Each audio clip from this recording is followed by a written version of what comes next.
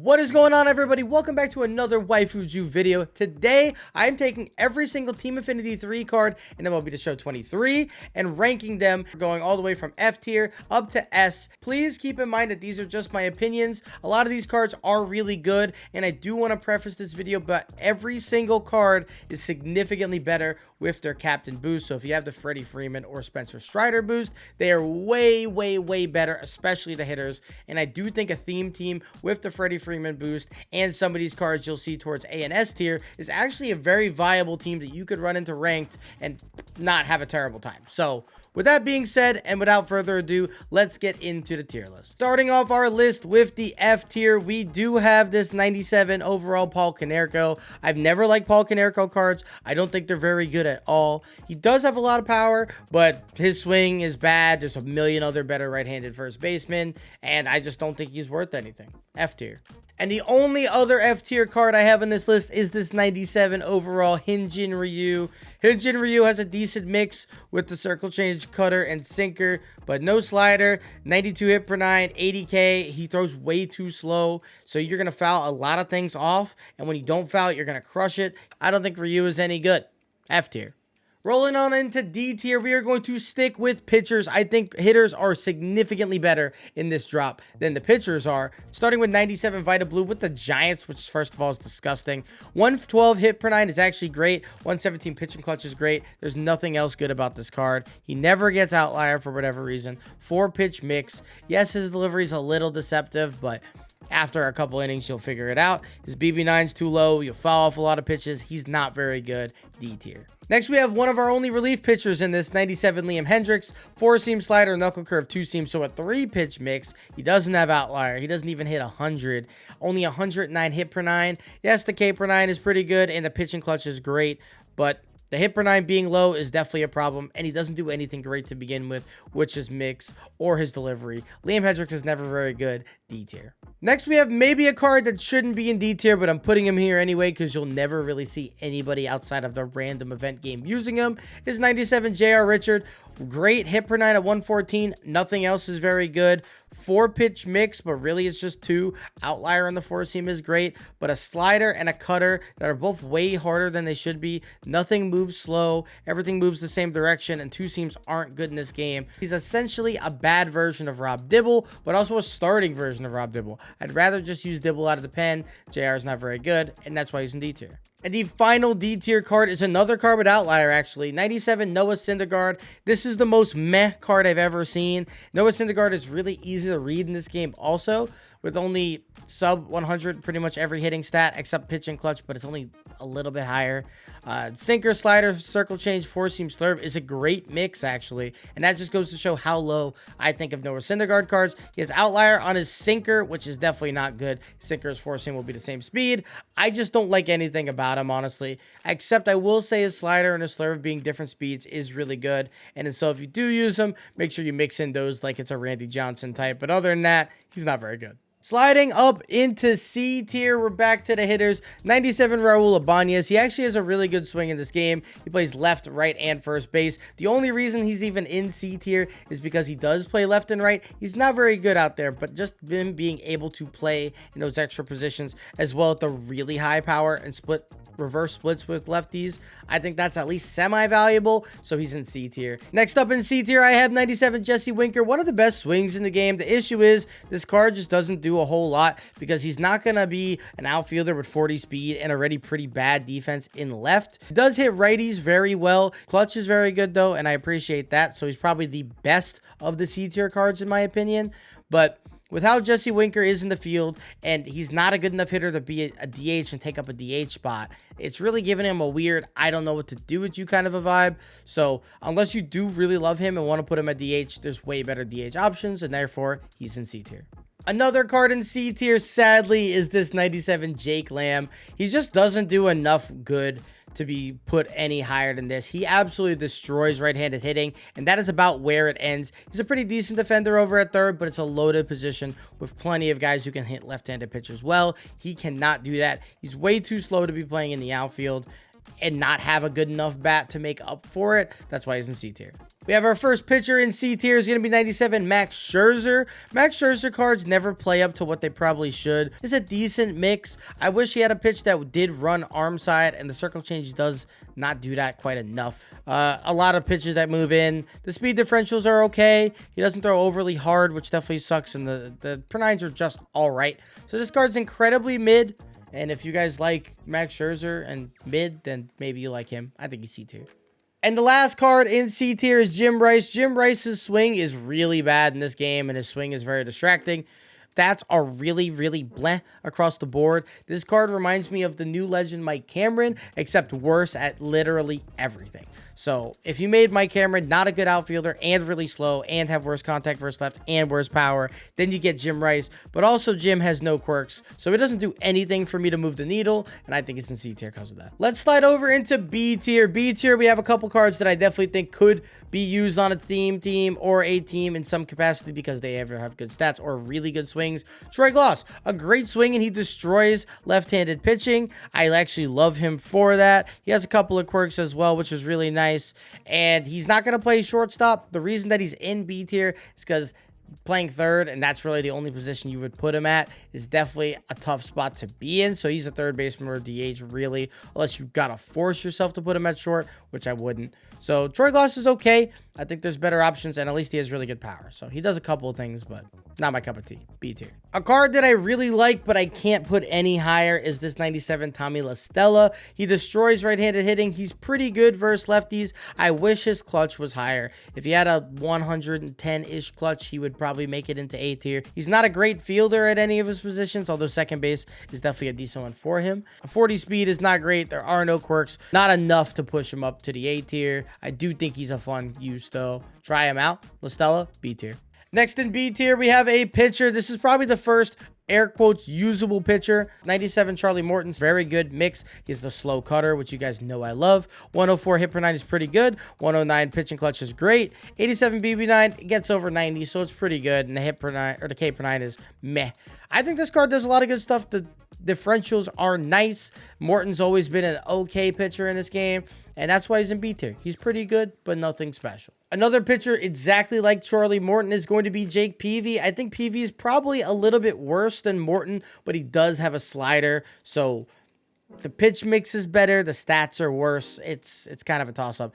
The pitching clutch is really bad on this card.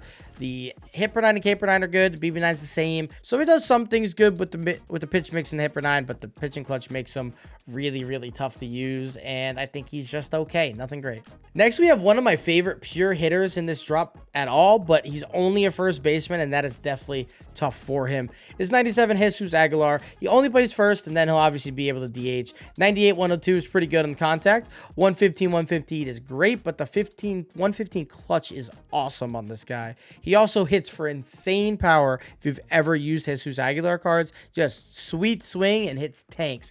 He's really slow and not a great fielder. I do really like him, and with the Freddie Freeman bat boost, this guy goes super, super nuclear. I would use him personally, but again, only first base. There's way better cards with more versatility, so he's going to be my favorite card in B tier. And last but not least in B tier is going to be 97 Chris Bryant. I've considered putting this card a little bit higher, but I don't really know how I can do it and just rationalize it a whole lot. Chris Bryant does get insane with the Freddie Freeman boost, but I've never thought that his swing is any type of good in this game. A lot of people have disagreed with me with that. The power is nice though, at 115 115, and the 103 clutch is exactly the same as contact versus right, so he's actually pretty solid. He plays a good amount of positions at third, first, and the whole outfield. I wouldn't recommend putting him in the outfield, although he wouldn't play a bad left field. It would be pretty okay.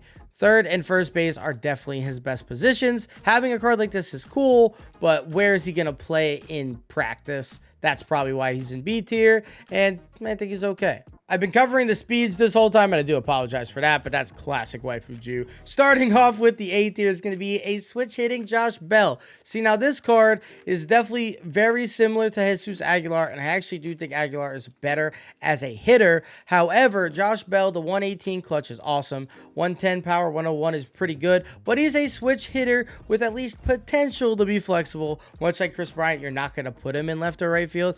He's the only switch hitter in this whole drop, so that's a value in itself. Plus the clutch being what it is very good.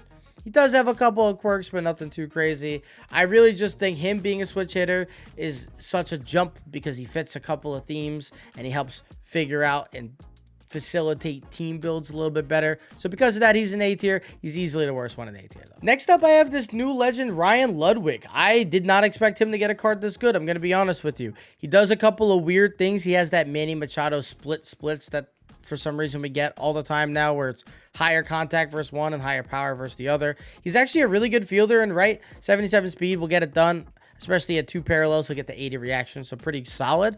119 power versus left is awesome, and the hitting stats versus righties in general are just pretty good for the splits. He also has a ton of quirks for a card that I didn't expect to. So I think Ryan Ludwig is actually a decent right field option, especially on the lower difficulties. He could be a fun card to try out. I've never used the swing, and you know, maybe he's kind of done something. Who's to say? I think he's A tier though. Another A-tier outfielder is Torrey Hunter. You would definitely want to put this guy in the corners because his speed is a little bit low. But the 115 power versus both sides is awesome. And he does have a higher clutch than his contacts, which is also really good, like I've been mentioning this whole time. He got some good quirks like dead red and breaking ball hitter, so he's going to hit some absolute tanks for you. And the fielding is going to be good no matter where you put him in the outfield. I think Torrey Hunter's swing is also a really good one in this game. He doesn't get used enough because cards like this come out when there's way better options. And he is a power stroking outfielder with a little bit of defense. There's not a whole lot of those for free in this game right now. A tier rolls on with Salvador Perez. It's one of the worst Salvador cards we've seen, but his swing is so good behind the plate. He also has a great arm and great blocking. The 125 power is the best power of any card in this drop, so that is definitely a plus. 97 is pretty good versus righties. The clutch will help him out at least a little bit in the contact department. This is really just a pick based on catcher. Obviously, there's not a whole lot of good ones, especially for free, that you don't have to spend a single dime on. Plus, it's Salvi. His swing is awesome and people love him. So he's going to make A tier, although he's definitely one of the lower ones. Next up, we have the best pitcher, in my opinion, in this whole drop is 97 Mike Soroka. 106 hit per 9, 111 pitching clutch is awesome. 99 BB9 is great. The biggest flaw stat-wise on this card is the K per 9 at 82. And it's not like the end of the world. It's just not great. Sinker, slider, cutter, changeup, fastball, great mix. His differentials could be a little bit better. His delivery is pretty solid, and the stats are solid across the board. Easily, in my opinion, the best starting pitcher in this drop. And if you had to pick one, he's probably your guy. Next up in A tier, we have this 97 Jonathan Scope. I never thought we'd get a Jonathan Scope this good. Really good contact, really good power. Better clutch than the contact for the most part. He's a good fielder at second base. It's probably where you'd start him anyway, but he plays the entire infield. That's really nice. Fantastic swing for Jonathan. And hey, he's a sweet swinger and he destroys lefties. I really, really like this card. He has one of the best flexibilities, especially because he can play shortstop and second base as well as the corners. I don't think anybody else in this drop could do that. So really good. And I like him. A tier.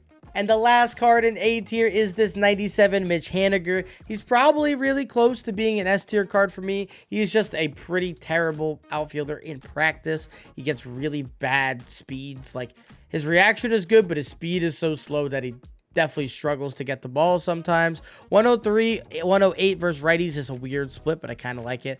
And then 122, 87 versus left is awesome. His clutch being lowered in both of his contacts is brutal, but I do like him a lot, and Haniger has a great swing. And if you can manage with the bad outfield and you love just destroying lefties, Mitch Haniger might be a good option for you. Now, before we get into S tier, I didn't know what to do with D Gordon, so this will be D Gordon tier. He's somewhere in between S and A. His positional flexibility is awesome.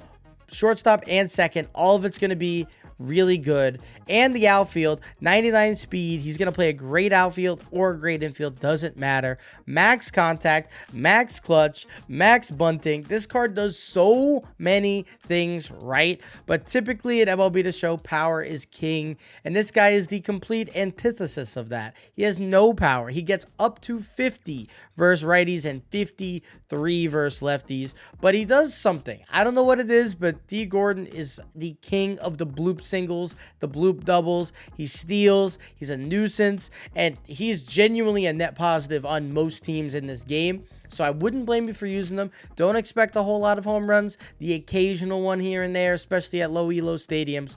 But this is D Gordon tier because D Gordon deserves it. It's tough to follow D Gordon, but let's give another MLB The Show legend a spot in S tier as the first one. Joey Gallo, the best contact we have ever seen on a Joey Gallo card. 86 and 108 is awesome. 80 clutch definitely is the biggest hindrance on this card. I wish it was higher, but that's okay. He's a really good fielder in the outfield with great reaction. He's just slow like Mitch Haniger, but he does at least get good jumps and a good fielding badge, so he makes some stuff happen. He plays first, third also, which makes him super flexible. Max power versus both sides is mwah, chef's kiss. Joey Gallo's swing is mwah, chef's kiss. Joey Gallo's just that guy. I don't know if he has any quirks. He does not. Plus the Freddie Freeman boost again. He's going to be really, really good. And if you got a free, no money spent team and want a guy that bops, Joey might be a guy for you. Next is my personal favorite card in this drop, and I will actually be using David Dahl on my God Squad. 97 All-Star David Dahl does so many things right for no reason. The biggest flaw with this card is that he's a center field primary. If this was a left or right field primary, because that's where he should be playing, and you could just put him out there and he'd have the 75 defense and not take the hit, he'd be so much better. I recommend putting him in left because he's not overly fast. He's not overly a great defender, but he does play fine out there. 112, 123 contact's insane. 102, 87 power is really good. And 122 clutch. This guy's PCI is just going to be big more times than not. And I can't believe they made a David Dahl this good. His swing is fantastic. From the left side, he is one of the best swings in the game. I know a lot of people haven't used him a lot in their time. I promise you, David is a stud and one of the best, if not the best, free outfield option in the game. A catcher option that I didn't expect to be this good is 97 Gary Sanchez, 115 power versus both sides. The clutch is higher than the contact, which is amazing. 97 arm, 78 block. He's going to play that Mike Napoli type of role as a catcher. He's not a good defender, but he'll be able to block and throw, right? Plus, the power is insane. I think this is a way better version of Mike Napoli. He's a pull hitter.